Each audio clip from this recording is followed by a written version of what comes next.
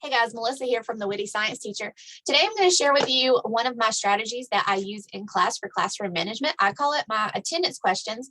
What it does is it helps to build relationships in the classroom, but then it also helps you to remember to take attendance. So if you are one of those teachers that always forgets to take attendance or sometimes forgets to take attendance, or you get bored with attendance. I was so bored all the time calling each student's name and just hearing them say here.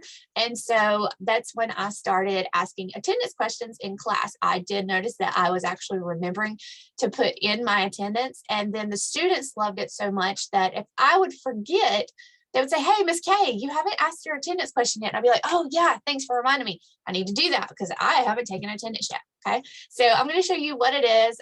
Give you an example of how I use it in class, and then we'll talk a little bit more about it while I'm screen sharing.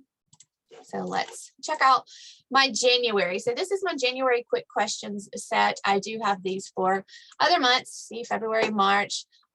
Working on a couple different themes. You will see those drop in my Teachers Pay Teacher store and within the next few months. So again, this helped me to remember to take attendance, but then it also builds a culture in the classroom.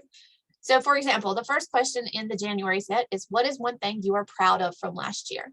So how this works, I would say, okay, here's your attendance question from today. What is one thing you're proud of from last year? And then I would just go down my roster and the students would answer it. One thing is this does take a little bit more time than just quickly taking attendance. I would say quickly taking attendance probably takes you about a minute. This will probably take about 5 minutes. But if you have the students doing a bell ringer while you're doing this, you're normally, they're going to be doing that work anyways for a set amount of time. You do this, so you're still being productive. So don't see it as, oh no, that's 5 minutes of class time. I don't have that to spare.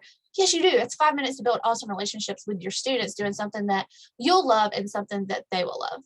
So again, this is my January packet. So if this one is all, I put the snow theme in the background because this one is related a lot to setting goals and snow. So yes, this is for my Northern Hemisphere friends. Those of you for the Southern Hemisphere, you may want to check out one of the other ones unless you want to do snow themed in January. They're not all based on goals. There's what's your favorite hot drink. There's also a couple of would you rathers. Would you rather be trapped in a snow globe or a snowball? So there's a lot of fun questions. The February questions are all related to love. There's no juicy questions in this, as my middle schoolers call them. These are appropriate for any age group.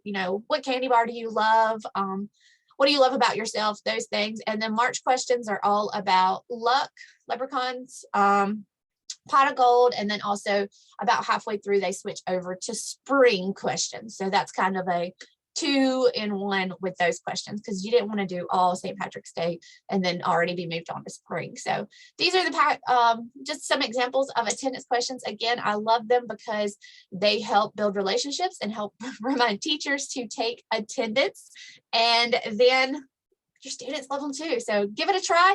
Check them out below. If you use them, let me know what you think. Bye.